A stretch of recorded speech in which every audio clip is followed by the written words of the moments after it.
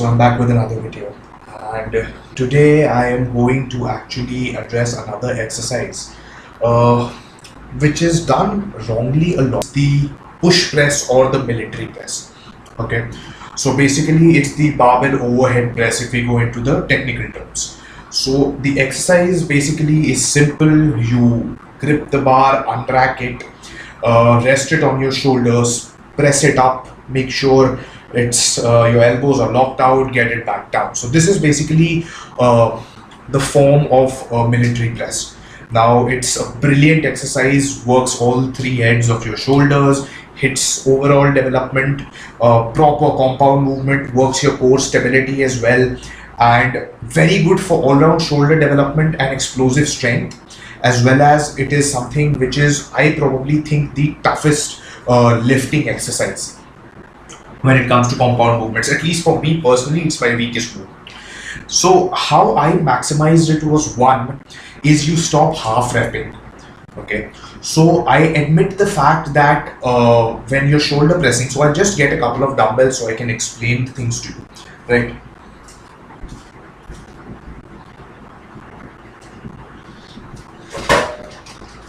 So if you have a couple of dumbbells, it is obvious that when you're shoulder pressing, it's supposed that this should be a 90-degree angle and this is the pressing movement that should be there, right?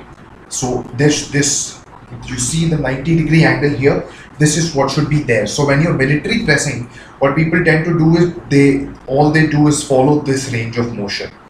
Now I completely agree with the fact that when you're doing this is not wrong, and this will work your shoulders and this will put pressure on your shoulders, this will develop your shoulders as well.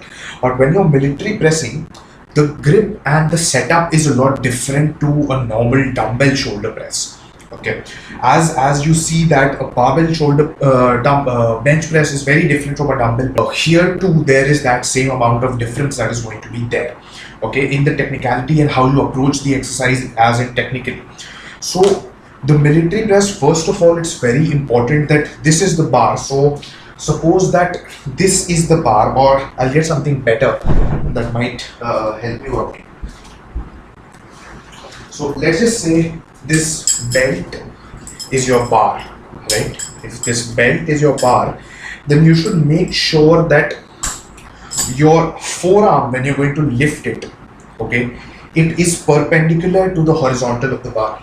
So let's just say if this is the horizontal of the bar, your forearm should be kind of perpendicular to this, like this.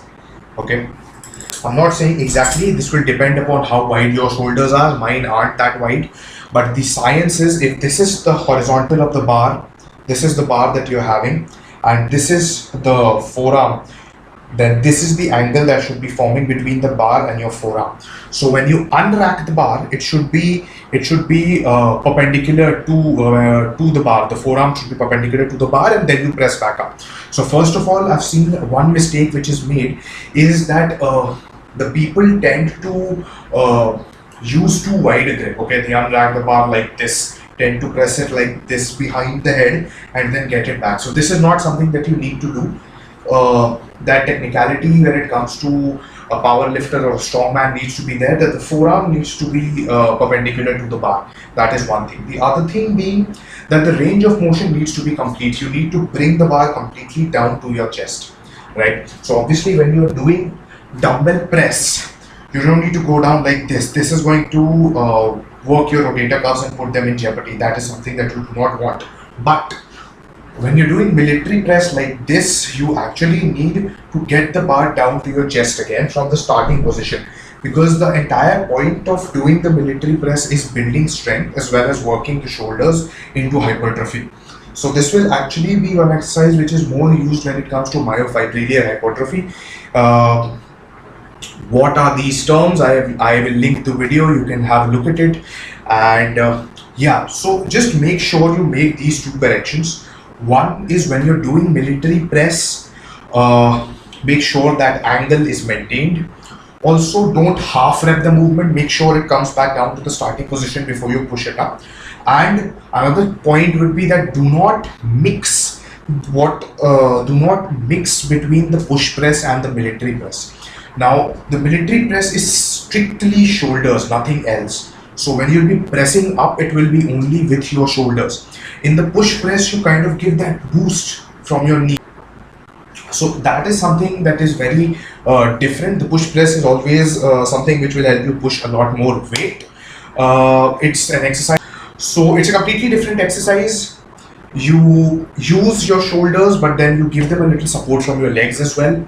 So make sure you don't mistake between the two. If you want to focus on the shoulders, stick to the military press. And if you want to build overall strength, yes, push press will give you a better poundage, or will make lifting a better poundage more comfortable or more convenient, right? So yeah, that's the game for today. I'll be seeing you.